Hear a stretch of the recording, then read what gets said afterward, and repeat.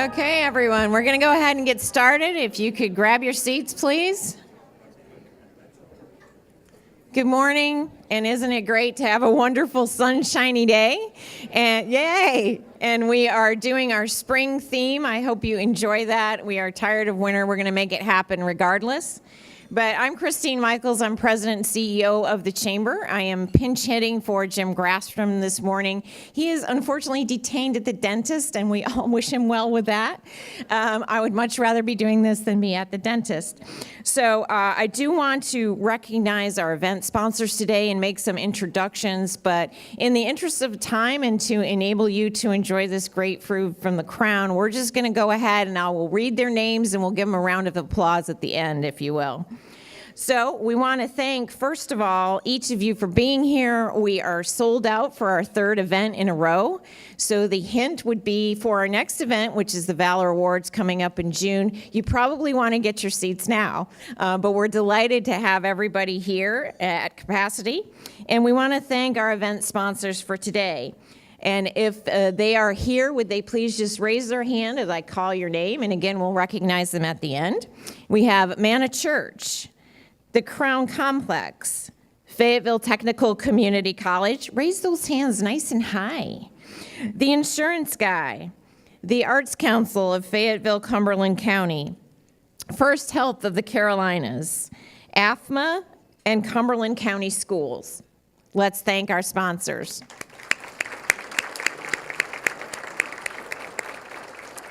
And the Chamber is also very privileged to have a number of companies who are annual sponsors, which means that their donation is put forth to sponsor all of our signature events for the year. So we want to recognize them for their continuing support.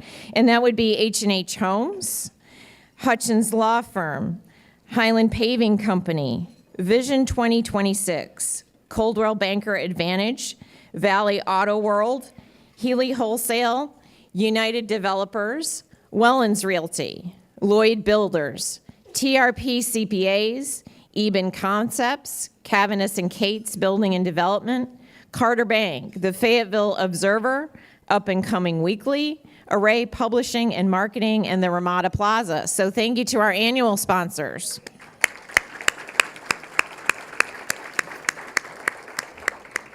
And I certainly hope in the list I'm about to read that we do not miss any of our visiting dignitaries. But we do want to recognize from the city of Fayetteville, Councilwoman Kathy Jensen, Dan Culleton, DJ Hare, Johnny Dawkins, Larry Wright, Jim Arp, City Manager Doug Hewitt, City Attorney Karen McDonald, Deputy City Manager Christoph Bauer, and Assistant City Manager Telly Whitfield.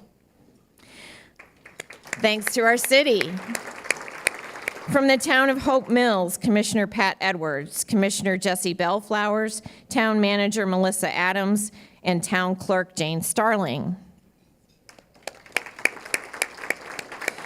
And from Cumberland County, Commissioner Charles Evans, Michael Boos, Jimmy Keefe, Larry Lancaster, Glenn Adams, Assistant County Manager Sally Shutt, and Assistant County Manager Tracy Jackson. Thank you all for being with us today. And could I ask everyone to now please rise and join me in the Pledge of Allegiance. I pledge allegiance to the flag of the United States of America and to the republic for which it stands, one nation, under God, indivisible, with liberty and justice for all. Thank you. And please remain standing if you would for an invocation given by Tanisha Kerr. She is our Director of Marketing and Events at the Chamber. Please bow your heads. Merciful Father, we want to thank you for this beautiful day that you have brought us together, this beautiful spring morning. I want to thank you for your presence with us today as we discuss what's happening in our community. I pray that you'll continue to guide our leaders and you'll continue to make our area an outstanding place to live. I pray that for your blessing on the meal and help us to have a really inspirational time. In your name we pray. Amen. Thank you. You may be seated. Please enjoy your lunch, and we will resume shortly. Thanks.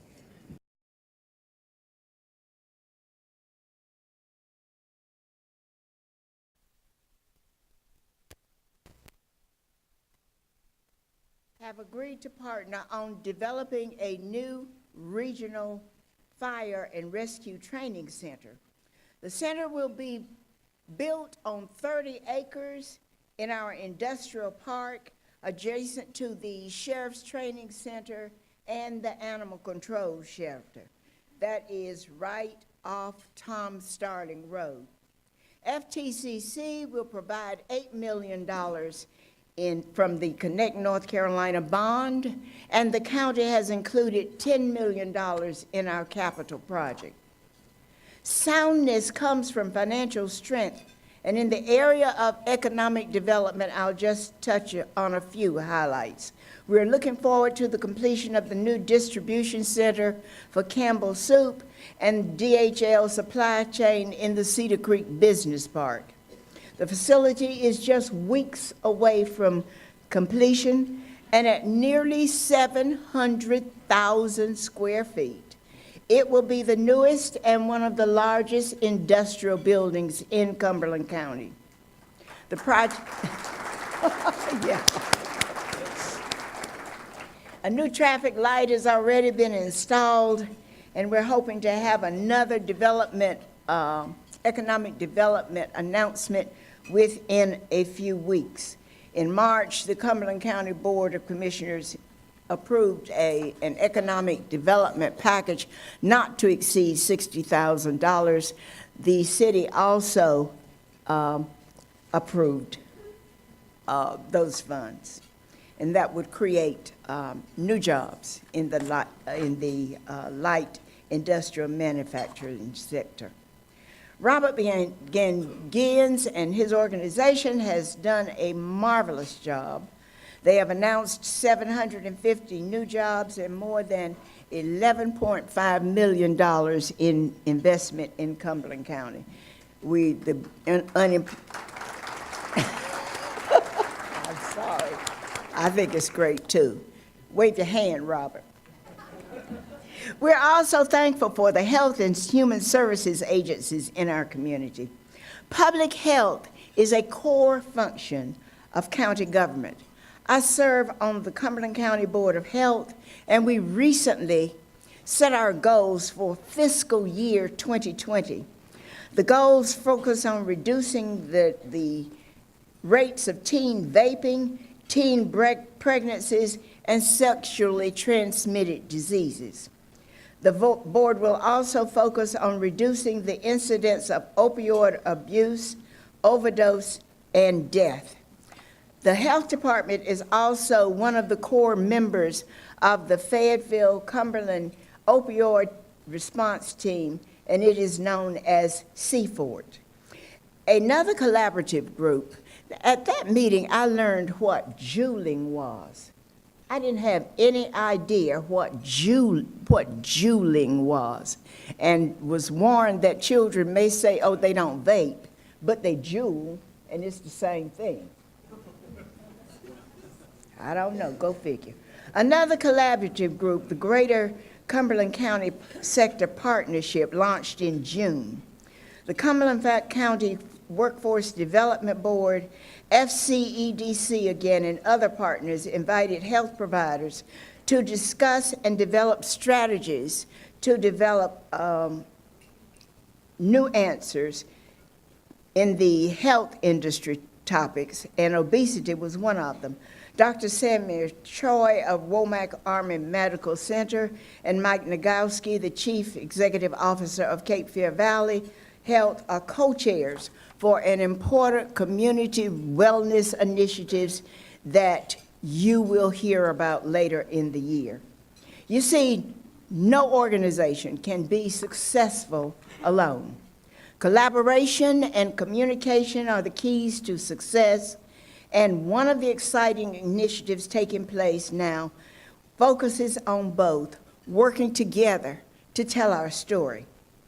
Cumberland County is proud to be a part of the Fayetteville Cumberland Collaborative Branding Committee, which has launched a community-wide branding initiative called With One Voice, Branding Fayetteville and Branding Cumberland County. You will be hearing more about an upcoming community survey later in the year, and I urge you to participate. The county works with our 9 municipalities, and we will be able to spotlight that collaboration throughout the month of May as we hold 5 ribbon cuttings for splash pads at Eastover, Wade, Godwin, Linden, and the Grays Creek community. The splash pads were funded with county recreation dollars through the Fayetteville Cumberland Parks and Recreation. We are excited for our small towns as they grow their parks and services to their citizens. As I close, I will leave you with a reminder that the 2020 census is less than a year away. The census is about money, and it's about power. The data collected from the census helps determine political representation for our state and the amount of funding that will be invested in our county and our communities. The individuals and organizations in this room have the ability to get the message out about the census.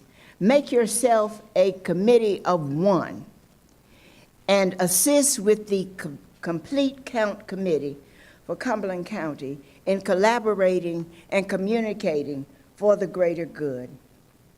We're focused again on core services, and we collaborate with others in our community.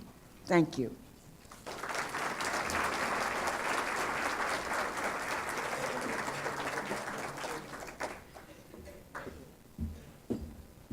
Well, it's obviously a great way to start to hear about such great things that are happening in our county. And now we're going to turn it over to our Mayor Pro Tem, Ted Moen, to talk about events within the city. I do want to make note that our Mayor, Mitch Colvin, is actually up in Washington, D.C. by invitation.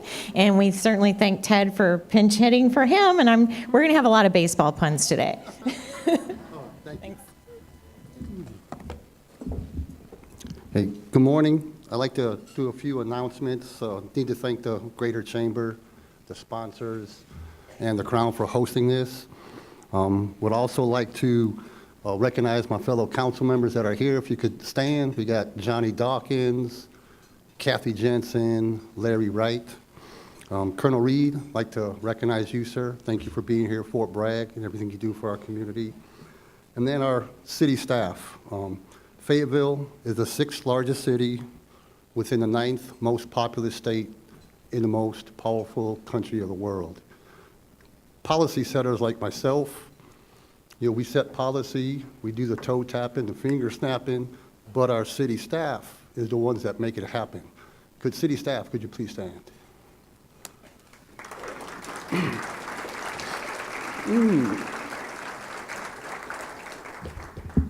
So the bottom line, the state of Fayetteville, we're strong.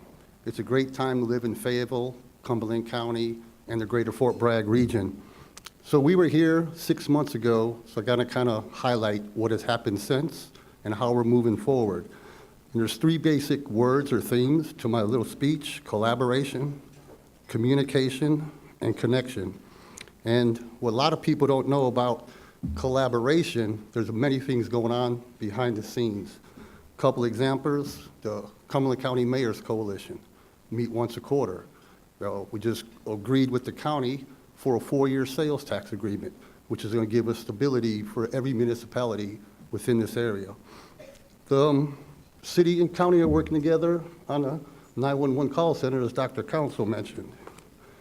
Mayor Warner, Mayor Dobbs, myself, Councilmember Wright, Fort Bragg, DPW, county commissioners, we meet every 2 months as part of the Transportation Policy Board, looking at how to spend federal, state dollars for all types of transportation within our metropolitan planning area. And right now, Fort Bragg is working with the city of Fayetteville for some potential inter-service government agreements, potentially for janitorial service and lawn care service. But that all happens behind the scenes. What you normally see is the larger projects. The biggest one, the Woodpeckers Organization, Segra Stadium, Prince Charles LLC, and everything going on there. So if you'll indulge, I've got about a 90-second video that our corporate communications put together, and it kind of shows the growth of the stadium and the parking deck.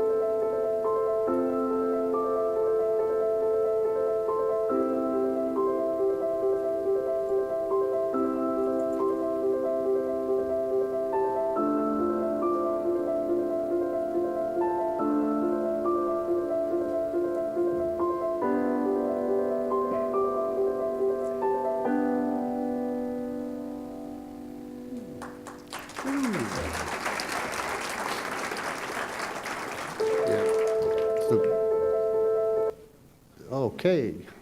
No, so we definitely need to thank our corporate communications for putting that together. And you'll probably need to thank the Houston Astros organization, the Prince Charles LLC, combined with us, over $100 million of investment right there. They're bringing jobs to the community, and that's going to be, I mean, it's just going to be fantastic. Hopefully y'all be there tomorrow night for opening game. But since our last meeting here in October, there's been a lot of other coordination, cooperating together, partnerships. We continue to work on a partnership agreement with Methodist University to refurbish their soccer complex. We had several $1 million in our Parks and Rec bond for a soccer complex. So instead of building a new one, we're in partnership with Methodist University. Fayetteville, been working with Fort Bragg concerning about 100 acres of land they own right there at the 295 interchange and MacArthur Road to put about 8 softball, baseball fields. That was part of our Parks and Rec, and that agreement, hopefully we could get that kind of finalized this summer and then start building the baseball fields. Fayetteville worked with the North Carolina State Fish Hatchery for land to lease at Lake Rim. The day after last year's meeting, we broke ground on a $7 million senior center that should be open about this time next year. So that was collaboration. And then recently, we finalized an agreement with Fayetteville State University to build our senior center east and their wellness center there at the corner of Murchison Road and Filter Plant Road. That's about a $10 million project that should start getting the design sometime this summer. In January, we broke ground and it's under construction, another splash pad at the Gilmore Therapeutic Center. Last month, we broke ground at Lake Rim Park for another $3 million outdoor pool. Next week, if Kathy Jensen, she's the chair of our Parks and Rec Committee, we might be announcing a groundbreaking for the new skateboard park at Rowan Street Park. And we're hoping that's going to come to fruition. And then, economic development marketing, as Dr. Council said, we're working on a branding for Fayetteville, Cumberland County, and that should be coming out later this summer. And to the next C, connection, connectivity being a big part of local government. And with SEGRA, our naming partners with the stadium, as they bring in their broadband, their fiber and their broadband, their wireless into our downtown, that's going to help local businesses, and hopefully we can use that as a recruiting tool. From a planning perspective, we're updating our 20-year-old land use map. Well, when we do rezoning cases and we're trying to connect the city, we're working off 20-year-old data. City planners are looking at 295 in a couple of years. You'll be able to drive from Spring Lake right to Fayetteville, right to Hope Mills. That connection is going to really boost the economic vitality of the smaller, of the smaller cities along 295. We also are connecting with our millennials. We just set up a millennial council. People are putting in applications to become members, and that should kick off and get going in the next couple of months. And our last C is communication. Always looking for better ways to communicate with our partners, inside city staff, and our citizens. Last month, we adopted the open data resolution, so now our city manager is directed to come up with a plan and a policy, and we hope to approve that sometime later this year. Last week, the city of Fayetteville won several awards during the 12th annual North Carolina City and County Communicators Excellence in Communications Award. First place, crisis communication between the city and the county during the last hurricane. First place, a printed publication, our comprehensive annual financial report. First place, the City of Fayetteville's Happening Digital e-newsletter. Second place, City of Fayetteville's Frontline Employees newsletter. Second place, in communication technology, City of Fayetteville's mobile app. And this other nice one, the Chris Colson Communicator of the Year, actually went to Fayetteville's PwC's Carolyn Justice Henson to be the Communicator of the Year. I think it's pretty darn impressive.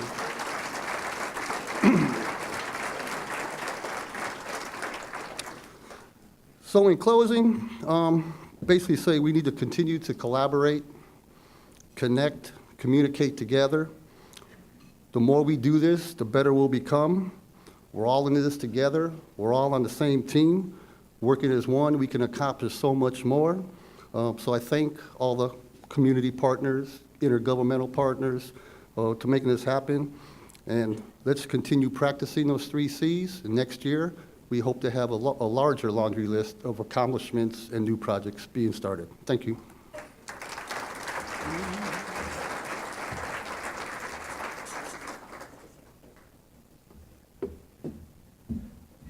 Well, I hope you all are feeling a spirit of optimism and encouragement and hearing what these people are telling you today is happening in our community. And of course, we are intertwined with Fort Bragg and our military presence here. We love that. We support the folks out at Fort Bragg and Pope Army Airfield. And so next, we would like to get a State of Fort Bragg report from our Garrison Commander, Colonel Kyle Reed.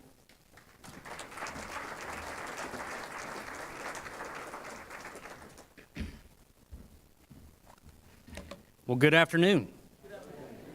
It's good to have this unique opportunity to share some information about what's going on the installation. So on behalf of Lieutenant General LaCamera, the senior commander of the installation, as well as the 18th Airborne Corps Commander, it is an honor to speak to you and kind of highlight a few things that are going on the installation. So where the Pro Tem just left off, I'll talk about a few significant awards that have been recognized on the installation. One of them being the fire department. So we just won the award across all of MCOM for the largest, best fire department in the support that they provide. I capture that. Thank you. I capture that because you don't really think about that until you really look at the size of Fort Bragg. You look at the size, 54,000 service members assigned there, supports up to 280,000 people with the retirees, the families, the DA civilians, the workforce, the contractors that work in and around that community.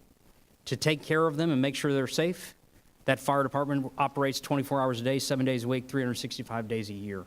And what it does to the community is make sure they're safe. Now, we have 17,452 barracks rooms on the installation. Probably a community that you would consider college-age students with money, and no homework. So you can imagine what kind of goes on there in those barracks.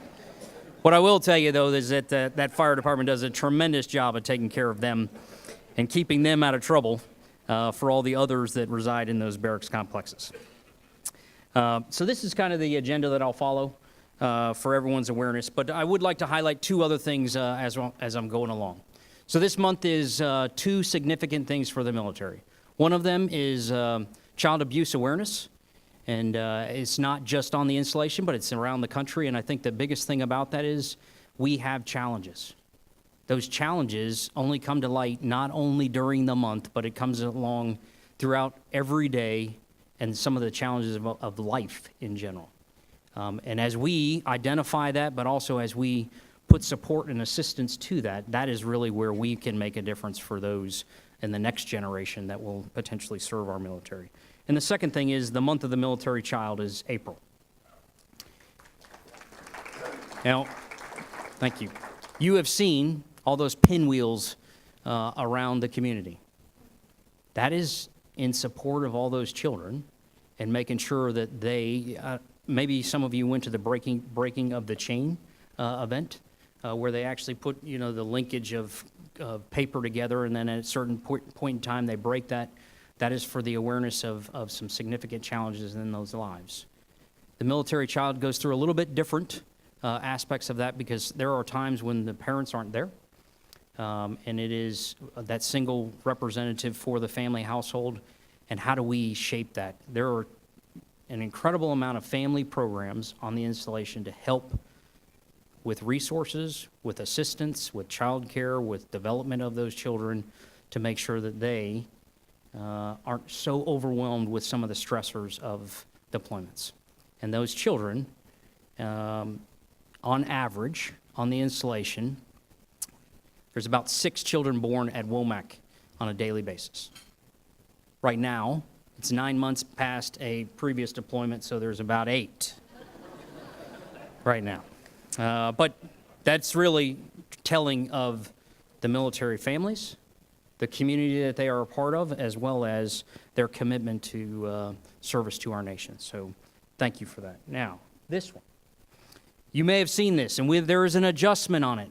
And the adjustment I want to capture for you, up there in that left-hand side. Every 2 to 3 years, we do an economic study on the installation of the impacts of what we're doing to the community and the surrounding areas. We recently had another study, and last year, previous years, it was much greater number. I think the real dynamic of that is we have a better analysis that provides us the true impact in this area, not the bleeding of what we call of going outside the state or outside this direct community. So that's $6.9 billion. I'll share a slide a little bit later that captures a little bit more about that. But that is what this community contributes. I think it's not just this. If you look at the larger state, it's $66 billion with all the military representation here in the state. So one of the things I'm working with the governor and the Secretary Hall is, how do we improve this? How do we create and capture some of the people that are exiting the military? Because there's about 8,000 service members that go through the transition on a yearly basis out of the military ranks and into the civilian population. That is a great target for many of your organizations to think about as how do you get involved in that. We have this Career Resource Center on the installation where some of you are already involved in that, but it is also a way to actually, the concept is hire, train, and then employ them. And that is a way to get at some of those people in the transitions. Now, this slide down in the bottom left, I was really pushing my team to capture the first quarter numbers. We didn't necessarily get there, but what I will tell you is it's gone up a little bit in the readiness training on the installation. And what do I mean by that? When that call comes to this installation, it's not time to start training. We need to have a level of proficiency that we're ready to go at that moment's notice, particularly with our Special Operations Community Forces as well as the General Purpose Force, in particular, the Global Response Force, that first element out of here to go seize an airfield in support of the National Command Authorities. Why do I bring that to your attention? You heard the thunder out there during March. I know you did. Some people take offense to that. I would rather they train here and get proficient here than try to figure it out when they're downrange and actively employing weapon systems. And the benefit of that is then we reduce the collateral damage and we actually protect those civilian populations that we're actually trying to help with some of the challenges that they experience. So please just bear with us for a little bit during some of those times of the year. And I would like to highlight one thing about that during March. That's not the Army. I'm not diming them out, it's the Marines. They can't achieve all the training requirements at Camp Lejeune. So every year they come here in March and they actually get to employ all their systems. So I'm just glad that they have a location that's close enough that can support them and provide the resources and adequate training facilities to house them and take care of those requirements. And you may have heard, you may have read, you may have seen some challenges on the installation for housing. And of those 6,150 homes on the installation, yes, there are some challenges. What I will tell you is, because of this intense scrutiny of what's going on with our Corvius RCI partner, Corvius is the tenant that helps us with that, manages it, is in that 50-year agreement with us. It is getting better. It is getting better every single day on the installation. Are we there? No. Do we still have mold and challenges in some of those residents? Absolutely. But instead of my partner, Corvius, just putting Band-Aid fixes on it, now I'm actually getting to the root cause and actually making them make the changes that need to be done appropriately versus just continue to put Band-Aids. Because Band-Aids doesn't get to the overall solution, and then all it does is exacerbates the problem later for the fixes. So we are making progress. There are a few significant challenges with that. The onboarding of personnel. Corvius is going to bring 51 additional personnel within their ranks to help take care of this community. About a year and a half ago, they downsized their organization based off a business model. And that business model just got exacerbated with their inability to respond during last year's storms. I was just talking to the Mayor Dobbins about his storm damage recovery. There were 795 facilities on the installation damaged. It totaled $52.5 million worth of damage. We have made some progress on those repairs. Are we complete? No. The process, sometimes the delays in some of the delivery is occurring. So right now, within the next 90 to 120 days, we're going to see a tremendous spike in the ability of getting those contracts in place. I've already obligated all $52 million. The execution of that $52 million is still pending because some of the contracts and some of them getting on the installation to look at some of the bids that they placed for those requirements. I mentioned the right-hand side over there, that 280,000. You know, just before I came up here, Fayetteville's rated the 6th largest city in the state. If you look at Fayetteville and you look at the installation, we're ranked number 7 if we were considered a city. A little bit different context, a little bit different requirements, but that's exactly the size and scope of the installation itself. And I present that to you because some of the challenges that you're dealing with, economic growth and development, I'll hit on here in just a second.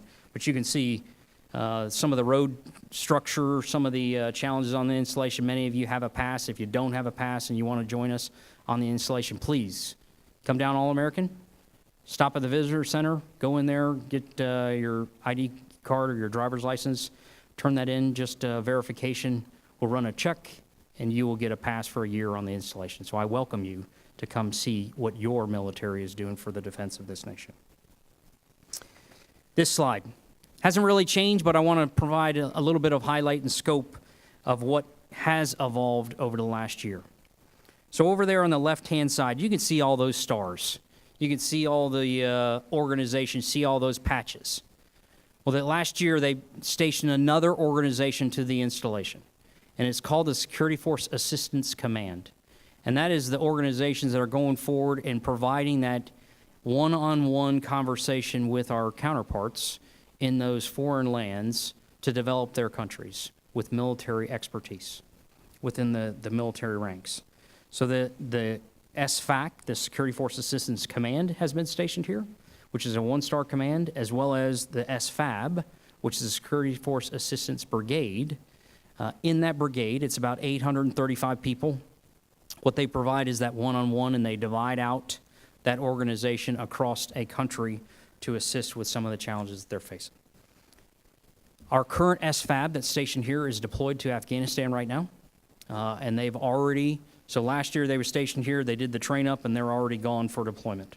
That's the significance of what we're providing to all of those geographic combatant commanders around the world now, of those 6 COCOMs, and how they have an asset that they can help train, develop, and mentor other organizations within those countries that they serve. Now you can see there in the middle what is currently stationed here at Fort Bragg. Some of those organizations are deployed as well. There's about 8,000 service members deployed from this installation right now. The Corps currently is deployed with just over 400 personnel, and then they're going to come back in September timeframe. And I look forward to welcoming them back because we are going to have a pretty significant concert on the installation. I can't give details. What I will tell you is late September, mark your calendar for something. And then the one of those brigades, one of the 82nd Brigades is going to deploy here later this year in support of operations abroad. The significance of that is I would rather do it over there on their territory than here within the United States confines of our borders. And as you look at the threats around the world, I don't think they're going to go away. I don't think that they're diminishing in context and complex capabilities that they provide us. So I will say that you, as part of this community, have a well-trained and well-organized organization to go deal with those challenges abroad. The Garrison Command. Here's what we provide. And if you look at the city and you look at some of the differences of the installation, I think part of it is you look down there and you look at the structure of my organization, the Garrison itself. I've been in an organization all out throughout my career that had a bunch of these. Now I'm in an organization where I have 30 of these, 17 of them which are chaplains and their assistants, and now I have 1,300 civilians. I think the biggest dynamic of that is I had to change my mindset to understand the way to operate in an installation. I also had to change my mindset of how I deal with some of those that work in and around the community. And that's exactly why I'm here today, because of the relationships that have been established with Christine and her team, but also all of you for what you provide to our military members. You look down there and you see the budget. Looks large, but when you're talking about 5,200 facilities on the installation, 52.7 million square feet of office space, it doesn't go far, particularly when there's storms that impact this area. So one of the initiatives was some of that money that we spent on storm damage was put better roofs on those installation facilities. So instead of going right back over them with asphalt shingles, well, maybe we would transition to metal roofs to actually sustain some of the wind damage and some of the hail damage in this area. And then down there in the bottom right, I want you to look at the size and scope within our U.S. Army alone only. There's 12 to 13% of the population assigned to the Army here at this installation. Maybe you notice that there's been quite a few visitors coming to the area.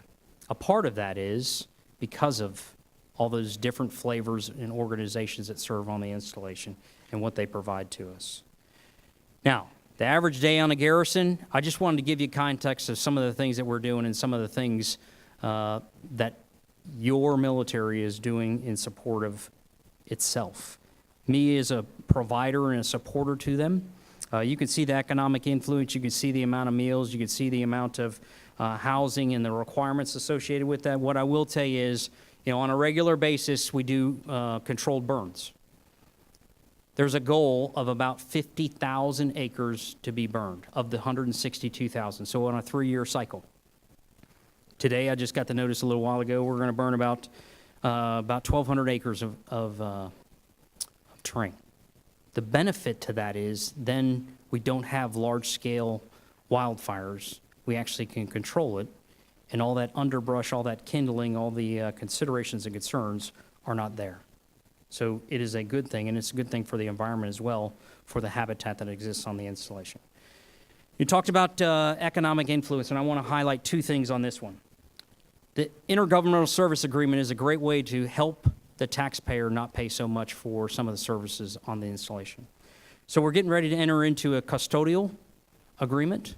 Right now, it's in excess of $9 million, and it's going to bring it down to about $4 million on the installation to take care of, and that's with the city of Fayetteville. So a great step forward for your tax dollars and what they're going towards. The second one we're about to enter into with the NC Department of Transportation here on the 1st of May, when they come and have their board of directors meeting on the installation, is we're going to enter into another intergovernmental service agreement for road maintenance on the cantonment area, which is going to get about 2 miles of repair work done versus 1 mile. Pretty significant when you talk about that 1,460 miles. And then the third thing we're getting ready to enter into is an easement discussion and agreement with them for the training area and the training areas alone, where they're going to commit $24 million to taking care of those roads, maintain them, and it'll help with the overall support to the surrounding community with the transfer from east to west along the training area. I'm going to hit 2 more slides and then I'll be done, because I know that there's others to speak. What I will say is this slide right here. If you don't know where you're going, you can't get there. So this is kind of a vision towards the installation and how we're going to focus attention on transitioning the infrastructure on the installation. Are we going to get to all of it in the near future? I don't think so, because I don't think we're going to have the money, but we at least have to have those priorities and where we're going to invest in the infrastructure. So this is a way of looking at that. And earlier mentioned about the 295 extension. This is that capturing of where we are right now, as well as where we're going in the next few years. And you can see those timelines, you can see the requirements, you can see the benefit of what it's going to provide to this community. It will provide something else of a challenge, which is the transfer of potential illegal substances coming to this area. So that's something that we really need to take a hard look at, particularly with the opioid considerations that are going on in this community right now. And then the last thing I'll mention to you, is in closing, so we're just as much a part of this community as everyone else. 70% of the installation lives off the installation. We look forward to this collaboration. We look forward to this conversation. We look forward to the focus groups and conversations so that we can have that shared vision for the future of this all-American city and what your military provides to you. So please, if you are interested in our attendance or our participation in some of those conversations, please let us know, because we are here to help you and assist with this overall community at large. Thank you very much.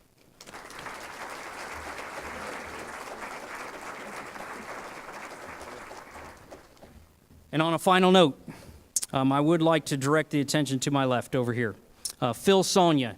Colonel Phil Sonia is going to assume command of the installation as the Garrison commander when I come out of command on the 31st of May. Phil is in and around the area, so if you're interested in meeting him, please take the time to introduce yourself to him. But on a second note, he has been here since 2008. He kind of knows the area. He kind of knows some of the challenges. And he's looking forward to assuming the reins of command here in the near future. Thank you. Welcome, Colonel. We have had an amazing relationship between the Chamber and the Garrison Command, and we know that will continue. It's great to have you here, and I'm sure you're anxious to be learning all the ropes of your new position, and you've got a great person to lead you along the way. So thank you both. The next presenter we have is for the town of Hope Mills. Unfortunately, Mayor Jackie Warner is unable to be with us. She is actually out of state attending a memorial service for her mother. So we do express our deepest condolences to Mayor Warner, and we send her our thoughts and prayers. But we do have Town Planner Chancellor McLaughlin, who is going to make the presentation on her behalf. So welcome.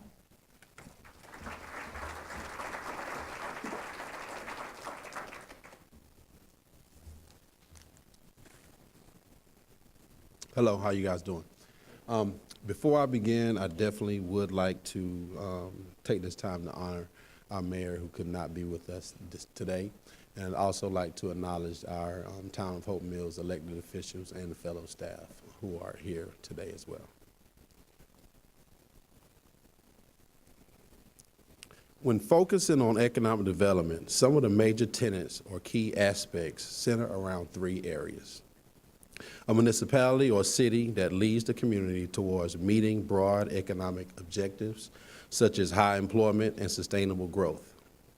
Programs that provide services such as education, affordable housing, crime prevention, and parks are crucial to economic development efforts. A solid foundation and infrastructure as it relates to highways and public utilities also aid in strengthening these efforts. The third area of importance is retention of our college demographic and job creation through specific efforts related to small business development, finance, marketing, neighborhood development, and workforce development. As it relates directly to Hope Mills, the past year has been a period of population and economic growth. We have several new businesses to include Surge Trampoline Center, the Crossings Assisted Living Facility, Dirtbag L's Brewery and Tap Room, Cape Fear Valley Medical Office, Cold Stone Creamery, and Cape Fear Discount Drugs, just to name a few. We also recently annexed property into Hope Mills limits to facilitate a new Chick-fil-A. And we're also anticipating the development of a new cookout, a Biscuitville, and a new veterinarian clinic. Our community has grown to almost 17,000 strong, with many of our new families being active or retired military. Currently, the town of Hope Mills has 4 major subdivisions under construction with price points ranging from $240,000 to $350,000. We're also projecting close to 350 more single-family residences within these existing developments to reach full completion within the next 5 years. We're also experiencing major road construction with a new bridge at South Main and Interstate 95, which will improve the possibility of economic development in the Exit 40 and Exit 41 areas. Our gateways in Hope Mills are changing with this new construction, and with upcoming completion of Highway 295, our goal in our municipal influence area is to set a new standard for growth and development for the expansion of current town limits. There are also major NCDOT roadway improvements throughout the town along Garfield Road, Rockfish Road, and South Main Street leading directly towards Exit 41. As such, we are currently taking a more proactive approach by gearing up for a major update to our Southwest Cumberland land use plan. This effort will place us in a position to guide the future development of our undeveloped MIA areas in a manner that is conducive to meeting the economic development goals we want to achieve. We're also entering the final stages of a major comprehensive plan of all town-owned properties to include a redesign of several major parks within Hope Mills. Phase 2 of the town of Hope Mills Lake will begin construction within the next month for the installation of a bulkhead that would not only ensure that the bank of the lake is stable, but it also serves as a major upgrade to the aesthetical value of our crown jewel. Another major asset for the town of Hope Mills currently being designed is the development of our golf course into a sports complex. With a potential combined 90-plus acres, the current preliminary design is a game changer. that could shift the entire dynamics of the town of Hope Mills. The redevelopment also opens the door for a possible major redesign of the athletic fields at the Hope Mills governmental complex that houses the Hope Mills Park, the Parks and Recreation Facility, Town Hall, and the Hope Mills Police and Fire Stations. Forward-thinking efforts like the installation of high-voltage electrical outlets in these areas could also accommodate activities such as food trucks, providing them with opportunities to vend without the utilization of generators or propane gas tanks. The design and development of Heritage Park will also soon be underway, which will not only make a direct connection to our lake, but will also provide more naturalistic activities for town residents downstream.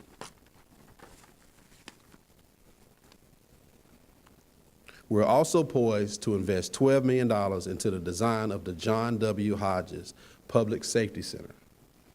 This will ultimately combine our police and fire departments into one massive facility that will place Hope Mills in a much stronger position to address crisis situations. As we continue to partner with organizations such as FAMPO to achieve pedestrian connections between all of these facilities through grants for sidewalks and bike lanes, our persistent efforts to attract industrial operations to Hope Mills will ultimately increase our tax base, creating more jobs. This will be achieved by continuing to cultivate our relationship with outstanding organizations such as Fayetteville Cumberland County Economic Development Corporation. As residential development continues to grow and thrive, and as we continue to provide residents with a high quality of life, we are poised to attract an increased level of retail development as well, while also taking advantage of new programs tied to opportunity zones and Main Street initiatives. In Hope Mills, we are a place where businesses and families want to live and grow, which is why we are Hope Mills Strong. While efforts to increase levels of economic development in Hope Mills are crucial, we also must work with other municipalities within Cumberland County from a regional standpoint. At the end of the day, we have to do this together. Economic development in Hope Mills benefits Fayetteville. Economic development in Fayetteville benefits Spring Lake. Development in Spring Lake ultimately benefits Eastover, Falcon, Godwin, Linden, Stedman, and Wade. In closing, I'd like to leave you with this final quote from the great Andrew Carnegie. Teamwork is the ability to work together towards a common vision while directing individual accomplishments towards organizational objectives. It is the fuel that allows common people to attain uncommon results. Thank you.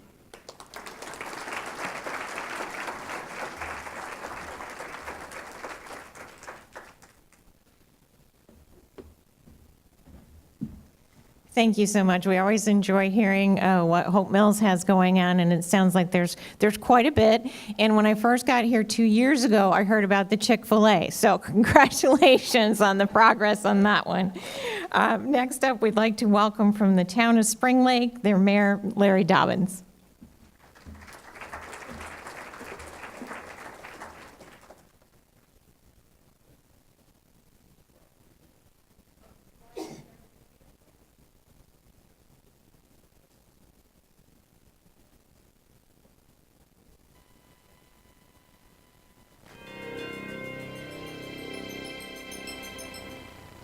Greetings.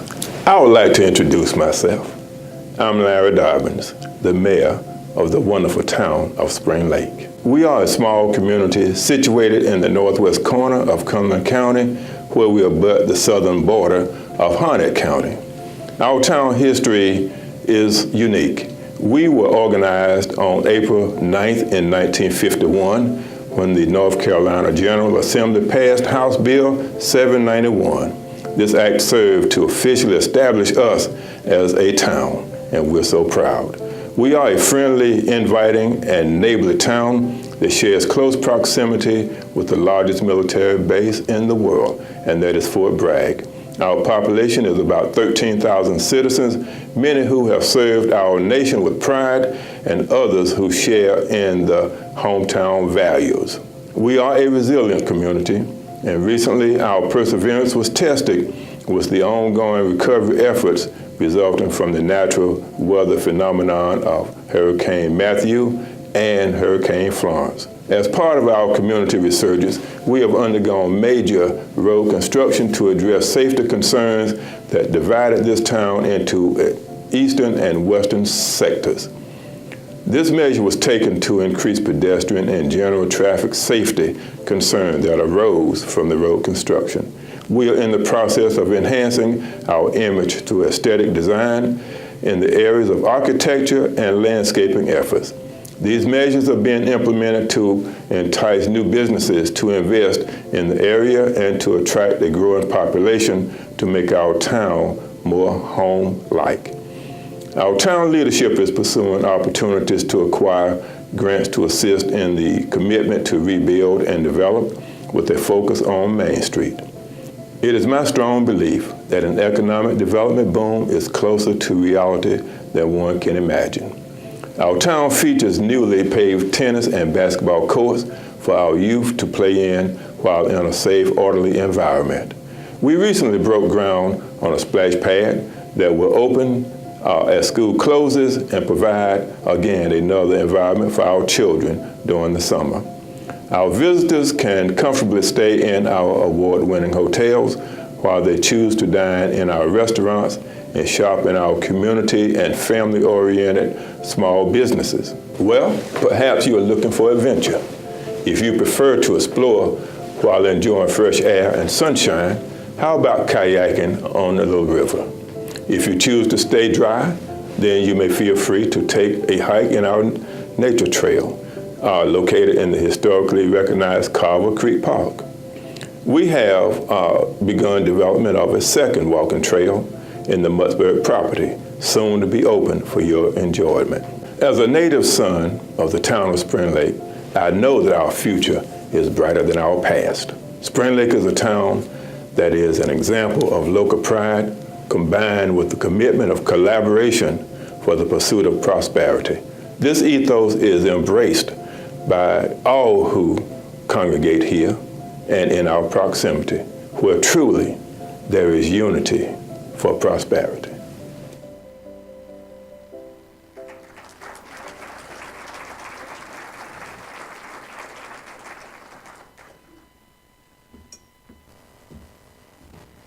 Good afternoon.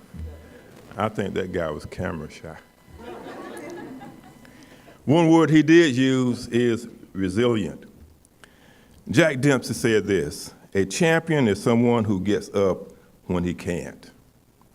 That epitomizes the town of Spring Lake, having gone through, and as we featured here, having gone through major road construction that divided us into two different zip codes, east and west. We are bouncing back. We are coming back. But one I like better is Proverbs 24:16. For though the righteous fall 7 times, they rise again. The town of Spring Lake is on the rise again.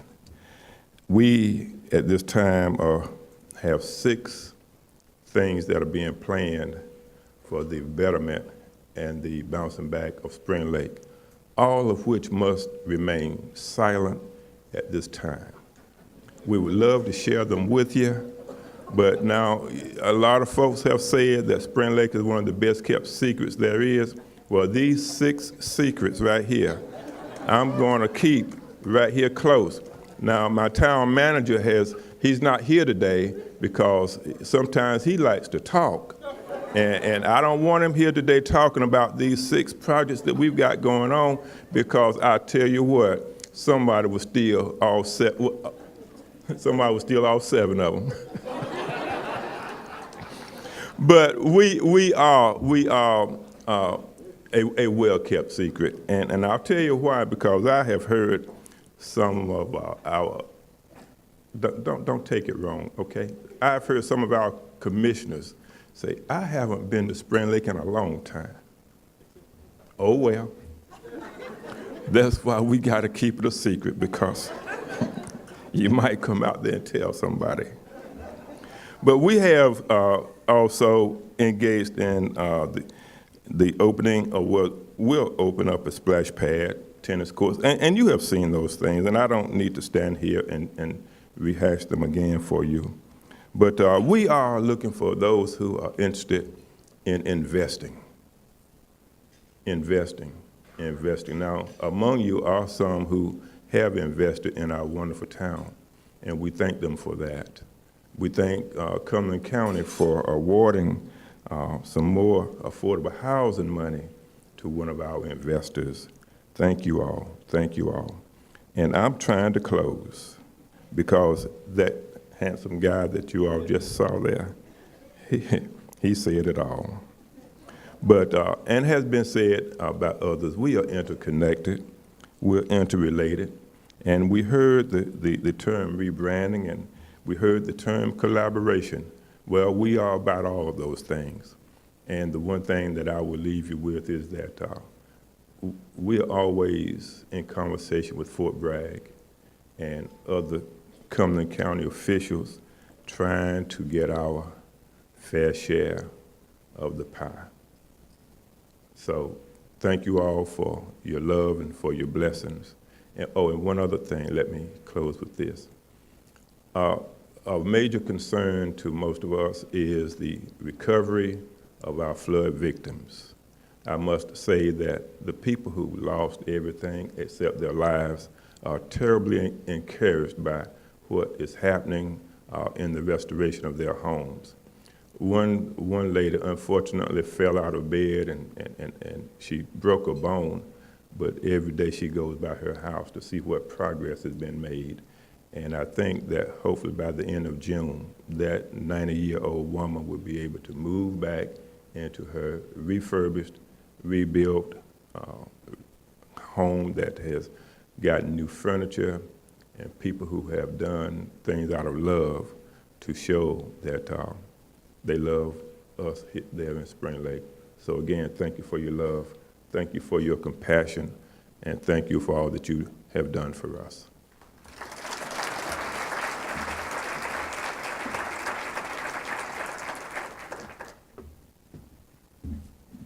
Mayor, thank you. You did just as good a job as that guy in the video, so congratulations on that and all the good things happening in Spring Lake as well. We're going to close our program today by giving you an update about the Greater Fayetteville Chamber, and to do that, I'm going to ask our immediate past chairman, Jim Grafstrom, and our current board chairman, Jerome Scott, if they would come up and close us out.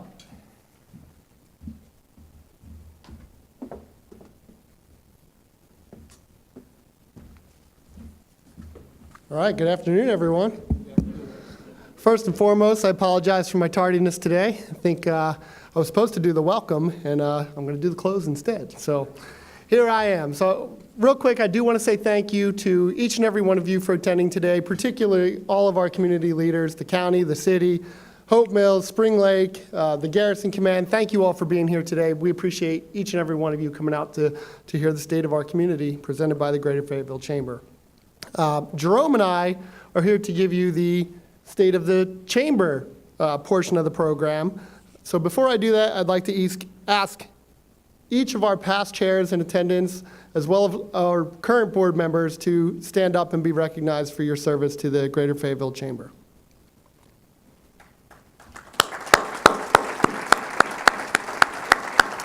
Thank you all for being in attendance today. And then I would also like to ask all of our ambassadors to please stand and be recognized for your service to the Chamber. Thank you all for all that you do on a daily basis.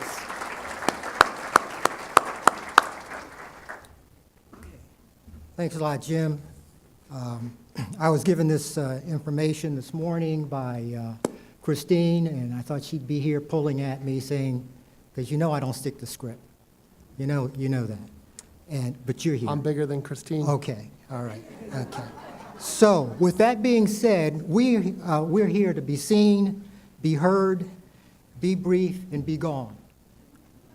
And just work with me, that's all I ask, that's all I ask. And because of that, where we are, we're good, we're on time, we'll be out here by 4. The Chamber is very active. And we have told you many times and have done so in 2018, and that's in our annual report that you are probably sitting on at this particular time. It's all in there. I'd like to review part of it with you. not only did we add 100 new members this past year, we hosted more than 100 events with more than 4,000 attendees at our signature events alone. We have more than 13,000 subscribers on our mailing list. And if you're not on it, see Christine. She'll put you on it and make sure you get some things. Which simply means we have tapped into the community.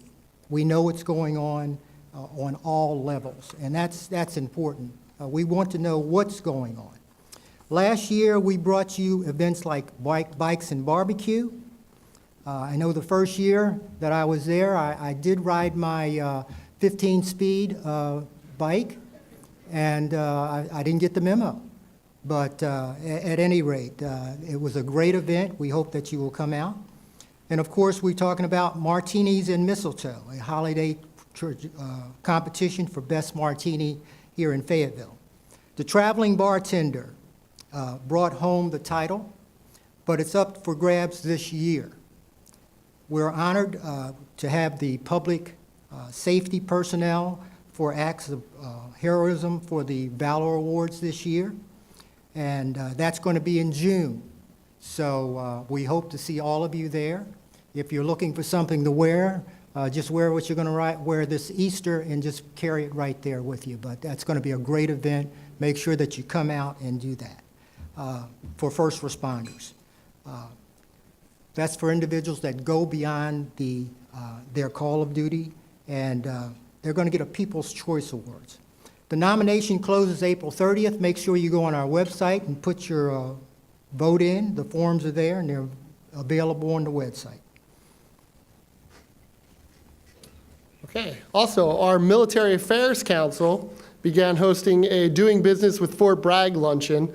That was really, the intent was to show our members how to provide services and products to those at Fort Bragg. It was overwhelmingly successful. We look to continue that into the future. We also hosted our first Spouses in the Military conference. That was over at the rec center over there by FTCC. That event has actually outgrown that space already, so it's moving on to another bigger location, and we'll have expanded programming for this year. I want to talk about Leadership Fayetteville. That continues to acquaint community leaders with all city and county, that all the city and the county has to offer. It gives participants an immersion into all areas such as education, government, law enforcement, the court system, military and arts, economic development, and community service. So one thing Michaels has done is she's put the right people in the right place to get the right results. We've got to commend her for that, and that's awfully important. She's the chamber leader, and that's important. We've got the under 40, we certainly deal with that and get those young professionals involved in everything that's happening in the city. Okay, opportunities like those mentioned, as well as our coffee clubs, business after hours, and business networking breakfast, are hopefully familiar to you. There's much more that the Chamber does, which has a significant impact on the area. If you'll check out the back page of your annual report, you'll see a list of some of the boards, commissions, and government relations activities in which the Chamber participates. We are working with many partners, such as our colleges and universities, workforce development, local governments, and our military to build bridges to success and build successful local businesses. We're giving the business perspective on any number of issues and helping develop and maintain a business-friendly environment. And of course, with the baseball craze here in Fayetteville, we've also taken our crack at that with the Fayetteville On Deck website and our Baseball for Business Committee. Our quarterly Engage magazine focused on local businesses, both new and those that have been founders of this community. The magazine itself will be relaunched and expanded focus tomorrow at the Chairman's Coffee Club, 7:30 a.m. at the Ramada Inn right down the street here on Owen Drive. So if you're not planning on attending that, we do encourage you to attend it so you can hear some of the other great things going on with your chamber. You'll also hear from the Fayetteville Cumberland Economic Development Director, Robert Van Geens, tomorrow. Robert will be discussing new development projects and our community branding study, so we're looking forward to hearing from him tomorrow. And lastly, but certainly not least, you'll get to meet the new director of the Arts Council, Greg Weber. So that's exciting stuff as well. If you want to be connected to other businesses and to our community, the Chamber is your resource. We're a convener. We certainly thank each and every one of you for your membership and your efforts to ensure the success of our community. And we thank you overwhelmingly for attending today. Hope you enjoyed your lunch. I'm going to turn it over to Christine to close it out. Thank you all once again.